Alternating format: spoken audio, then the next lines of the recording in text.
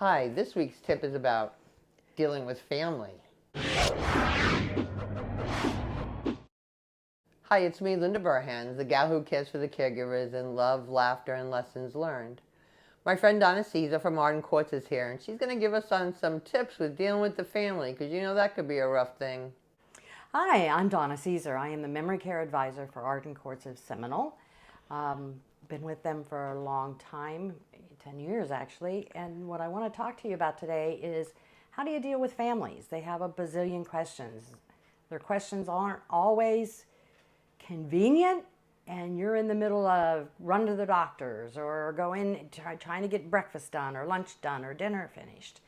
And their questions, you don't always have the correct answers. So some tips for dealing with this today is, put an email together. Email the family members what you're going through. Email them with updates on what the doctors have said. Email them with just, hey, I could use your help today with, or I could use your help next week with. Some of the other tips that we're going to talk about, use conference calls. Conference calls are always a great way, and I know some of us don't understand conference calls, but conference calls are always a great way to have everybody's voice at one time. Put a limit on those calls. Don't spend 3 hours on those calls. This is the points. This is what we need to go through. This is what my needs are for the next day. Make a list of the main points. So we're all like this, and even in our day-to-day. Lately, if I don't make a list of what I really want to discuss and what the outcome of that should be, I forget.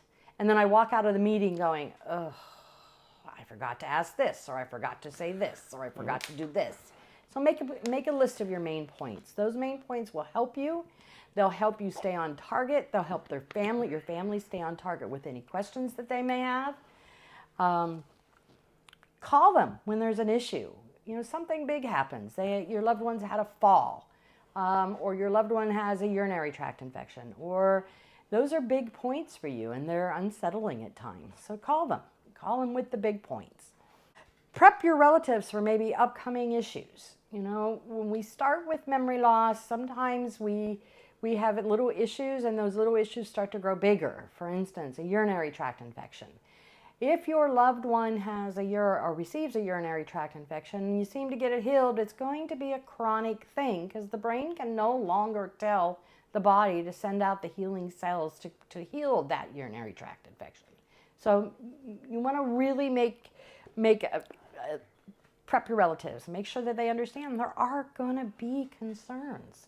There are going to be things that come up. Let them know when your next doctor's appointment is. Maybe you need help with getting your loved one to the doctor.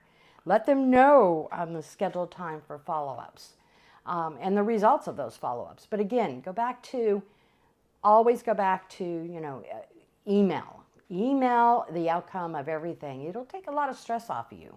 You have the time to go back to that email and revert back to it and answer those questions. When you're feeling the stress, and I've used this stress reliever myself lately a whole lot.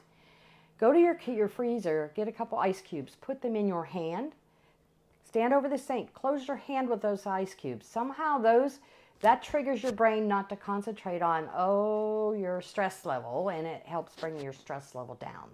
And if you should need anything else, you can always reach out to an advocate or an advisor or one of our Arden Courts, and we will help guide you through it.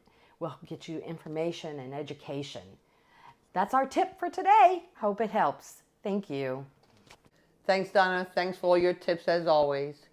Tune in next week for another tip sponsored by Arden Courts, where all they do is memory care, and have a delicious day.